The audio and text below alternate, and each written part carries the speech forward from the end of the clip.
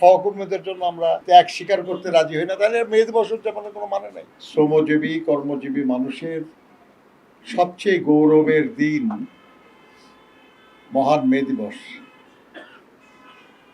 1886 সালে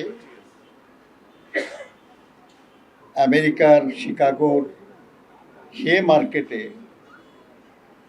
শ্রমিক হত্যার যে ঘটনা, যে 1 মে না খালি 3রা এবং 4ঠা মে, সেই ঘটনাকে কেন্দ্র করে সারা বিশ্বে মহান মে দিবস উদযাপন করা হয়। মহান মে দিবস, এই দিবসটাকে এইভাবে ঘোষণা করা, এটা ঠিক শ্রমিক আন্দোলনের পক্ষ থেকে এটা হয় নাই। প্যারিসে অনুষ্ঠিত ইন্টারন্যাশনাল সোশ্যালিস্ট ইউনিয়নের 2nd কংগ্রেসে এটাকে মে দিবস হিসাবে ঘোষণা করা হয়। শ্রমজীবী কর্মজীবী মানুষ এটাকে পালন করে। আমরা খুব বলার চেষ্টা করি, বোঝার চেষ্টা করি। আমাদের যারা শ্রমিক আন্দোলনের সহকর্মীরা আছেন, আমি সবসময় চেষ্টা করি তাদেরকে বলতে যে মে দিবসের শিক্ষাটা আসলে কি। এটা আসলে খালি মে দিবস বলে পালন করায় কিছু আসে যায় না, এর শিক্ষাটা গ্রহণ করা দরকার আর কি। মহান মে দিবসের অন্যতম নেতা ছিলেন আলবার্ট পার্সন্স। তাকে ফাঁসি দেওয়ার আগে, মিথ্যা অভিযোগে ফাঁসি দেওয়া হয় তাদের, ওনাকে ফাঁসি দেওয়ার আগে দিয়ে উনি বলেছিলেন যে আজকে তোমরা তোমাদের ক্ষমতার দর্পে আমাদেরকে আমাদের কণ্ঠ স্তব্ধ করে দিচ্ছ, কিন্তু এমন একদিন আসবে যেদিন শুধু আমাদের কণ্ঠ শোনা যাবে, তোমাদের কণ্ঠ শোনা যাবে না।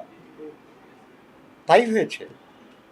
এখন সারা দুনিয়ার শ্রমজীবী মানুষের কণ্ঠে মে দিবসের শহীদদের কথা, মে দিবসের কথা, কিন্তু যারা সে সময় বিরোধিতা করেছিল তাদের আজকে চিহ্নমাত্র নাই।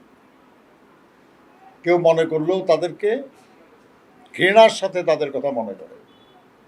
সেখানে ব্যবসায়ী ছিল, সেখানে শিল্পপতি ছিল, সেখানে রাজনীতিবিদ ছিল, সেখানে সংবাদপত্রের মালিক ছিল, যারা জুরি বোর্ড করে এই নিরপরাধ শ্রমিক নেতাদেরকে ফাঁসি দেয়।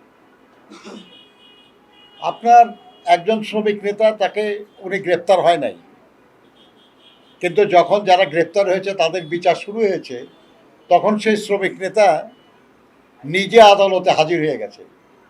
হাজির হয়ে বিচারকের সামনে দাঁড়িয়ে বলেছে, মাননীয় আদালত, আমার নিরপরাধ সাথীদের সাথে একই ভাগ্য বরণের জন্য আমি আপনার সামনে হাজির হয়েছি। এগুলো নেতা, পালায়া যাওয়া নেতা হয় না। নিশ্চিত ফাঁসি জানে যারা তার সাথীদের সাথে একই শাস্তি বরণ করার জন্য হাজির হয়েছে, সেটা হলো নেতা। মে দিবস উদযাপন করি, অথচ আমাদের সহকর্মীদের জন্য আমরা ত্যাগ স্বীকার করতে রাজি হই না, তাহলে মে দিবস উদযাপনের কোনো মানে নেই। অতখানি মুখে বল নিয়ে বলতে হবে যে আমরা যা বলছি এটা সঠিক, আমরা ভুল বলি না। ওটা বলতে না পারলে শ্রমিক আন্দোলনের কোনো অর্থ হয় না।